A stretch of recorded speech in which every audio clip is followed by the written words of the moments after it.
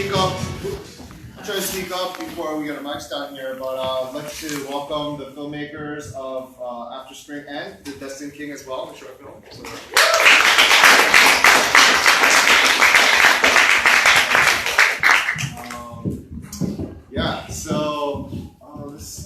Are these microphones working yet? Oh, it's good? Okay. I'll just do this one. Okay. So I just wanted to, maybe start off by if everyone could introduce themselves and which film they're affiliated with and what their role was. I'm Kyun Sung. I'm the director of The Destined King. My name is Ellie Han. I was played Young Mi in The Destined King. Hi, my name is Chris Kim. I played Sangbin in The Destined King. Hi, I'm Steph Ching. I was one of the directors and producers of After Spring. Hi, I'm Ella Martinez. I was the other director and producer of After Spring. Okay. All right. It seemed programming-wise, I know it may have been a little bit not expected to have kind of a genre film in front of a very serious documentary film, but I thought maybe it's interesting to just kind of lighten things up a little bit to begin with, and it's kind of there's people dreaming of martial arts and how does that apply to our lives? In the first film, obviously that's depicted in a genre way, but I was just wondering maybe we could just ask the filmmakers what was the genesis for your idea. So we'll start with Destined King.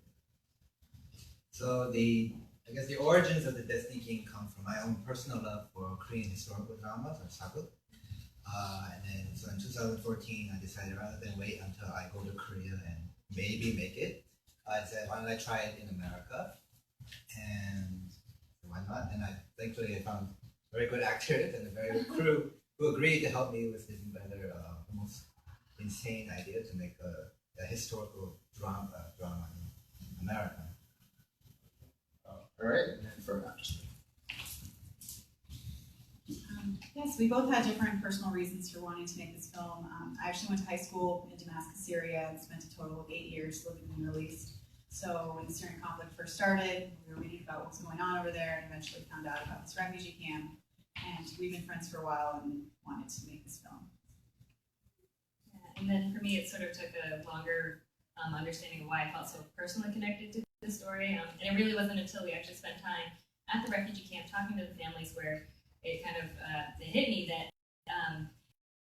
it related to my own personal history too. So my grandmother was a refugee at the end of World War II. So I grew up hearing stories of her leaving home. She was about the same age as Ragat, who's the teenage girl in this story. And what that reminded us is that this is a story that while it's taking place in Syria now and kind of throughout the world, this has been happening throughout all of our histories, and that's something that we'd like to kind of remind audiences of too. And what country did your grandmother live in? It was kind of complicated. She was twice a refugee. So she was actually in Hong Kong at the end of World War II, and then during the Japanese occupation, she ended up in the mainland, and then once communism happened, she fled once again, and eventually ended up in the States, and that is how I exist. So. Okay. What were some of the challenges of obviously going to film in refugee camp and creatively how do you craft a story out of that?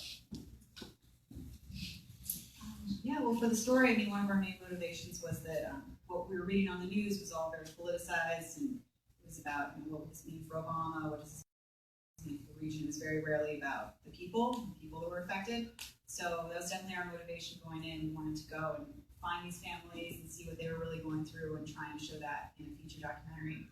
And challenges, I think the language barrier was definitely a challenge, and fundraising was a constant challenge too, because we don't speak Arabic or Korean. So we had, I think, a total of 24 different translators who contributed to this project, both on set and in post-production. So it was an ongoing challenge.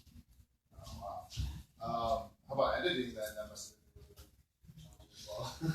Yeah, Yeah, especially for documentary, a lot of it does happen in the editing room.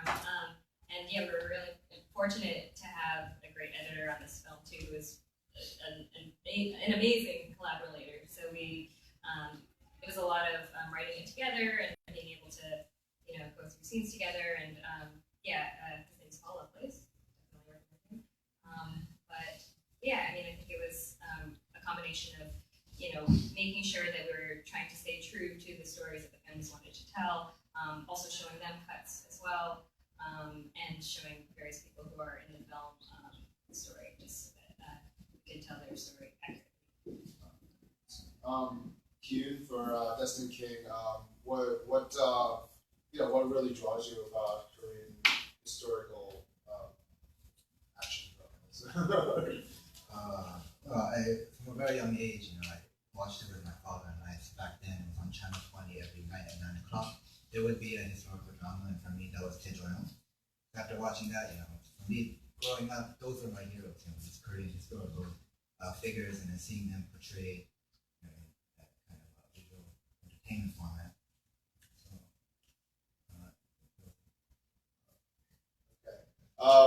Why don't we open up the floor for questions from the audience as well? Are there any questions for either of the films?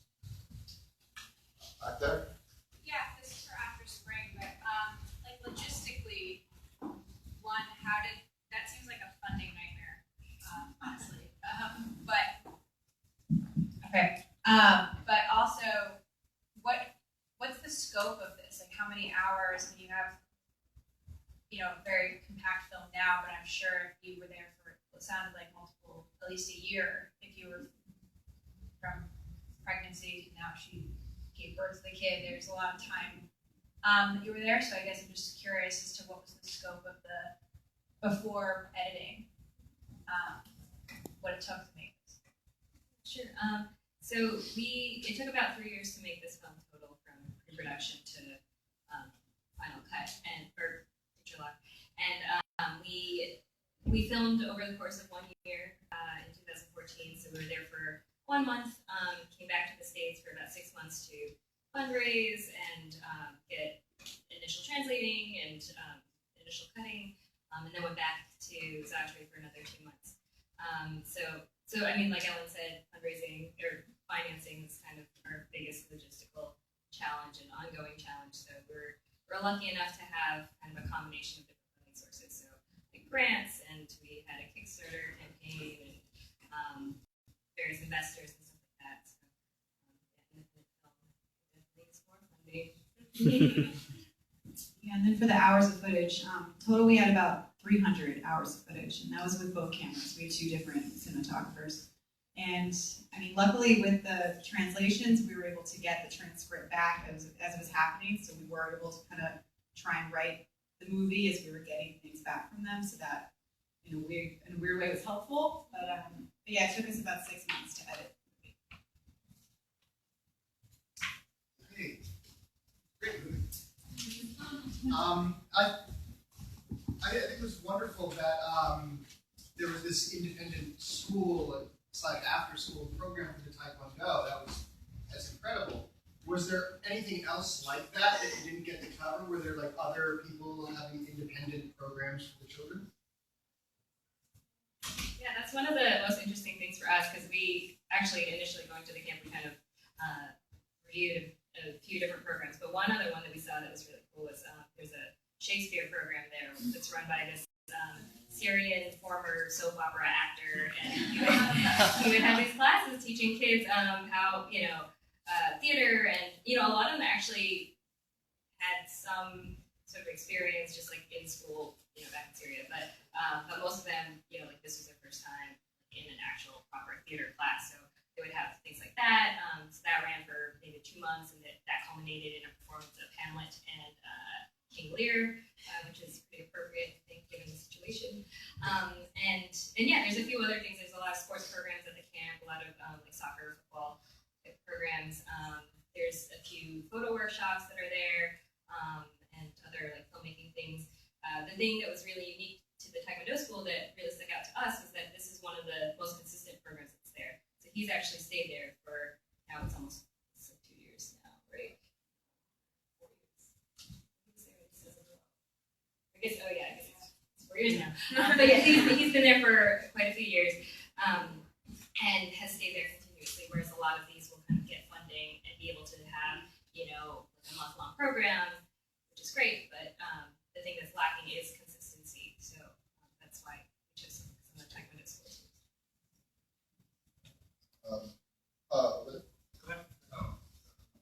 Thank you. After spring again, can you talk about the challenges of gaining access? Did you guys have pre-existing relationships with UNHCR? Reaching out to the Ministry of Jordan. I'm sure it must have been logistically very challenging. Yeah, it was pretty challenging. We had to get kind of a combination of different permits to film consistently at the camp. Our main point of access was the Taekwondo Academy. Since they have a base there, they are at the camp every day. We were kind of able to work with them to get permission to film with them. And then in addition to that, we had to get the traditional media permit for the camp that all the reporters and other journalists need to go through. So we got that as well. And then I think we had some other type of permit, a blanket permit, and kind of that patched together for the 2 months. But there have been very few films that have been there that have been able to film for this amount of time. So we're very fortunate that Jordanians let us do that.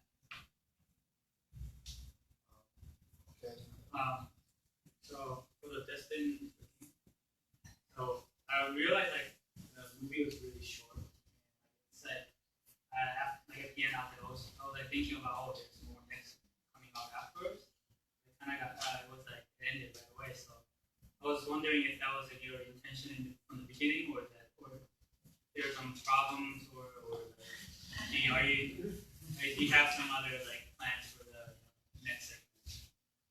That was my intention was just kind of wrap up that little segment of the story. I did jostle around with the idea of expanding the story in an animated format, because budget-wise it would have been almost horrendous to try to film the whole thing, right? The story was Yomi, a very extensive Bible. She would eventually go on to redeem her father, because there was the Mongol Empire would have been coming forward, and it would have been just a very enormous war drama. So I decided, rather than do that, just neatly wrap up the story there, and I can jump forward. Maybe one day I'll go back to this story in a short story format or an animated format. For now, I think I'm content with where it ended. Okay, just one last question right there. Okay, it's not a question. I just wanted to say thank you to both of you. I think that's my friend Ellie, and she's brilliant actress. And I just think the story was really, really interesting, and I felt like I was watching a history book, something come to life. So that was really brilliant. And your documentary, that's incredible. It's amazing that who goes in there, and it's not so safe. I'm assuming for you guys. Did you have Did you have people besides the translator? Did you have somebody else help you? Did they help you? Whoever was. Yeah. We had various permits, and then our translator, their fixer, so he also was our security as well. So. Yeah, and then also for security, there's hundreds of aid workers that do go to the camp every day, so it is pretty safe. It's close to the border, and of course there are a lot of safety precautions, and the police patrol the area a lot. But we did make sure that ourselves and our crew and everyone involved were very safe going into the camp. Where did you guys stay? We stayed in Amman, so the capital city. It's about an hour and a half away. Beautiful job. Yeah, good. So if anyone would like to stay in touch with the film or find out ways that they can help in the crisis or connect to the organizations involved in the film, we actually have a clipboard in the back. Yeah, it's right in the back, in front of the sofas. You can sign up if you want to be updated. We'll put it on our mailing list and keep you in touch. So, thanks. Well, thank you so much to the filmmakers. We have a couple more documentary films tonight, so if you want to join us for that, since you came to this screening, just maybe ask somebody at our ticketing desk and ask them if you'd like to stick around for another screening or so. Maybe we could help you out. So our next film will be David Goodman's Singers in the Band. It's about military prostitution in Korea with Filipino trafficking. So it's yet another really important story that hasn't been told. That's not really out there. So yeah, I mean, along with this film and the other one, I think you'll find that there's a lot of stories out there that really challenge what you think is kind of the official story, but it goes a lot deeper than that. So please continue to join us, and thank you again to the film members.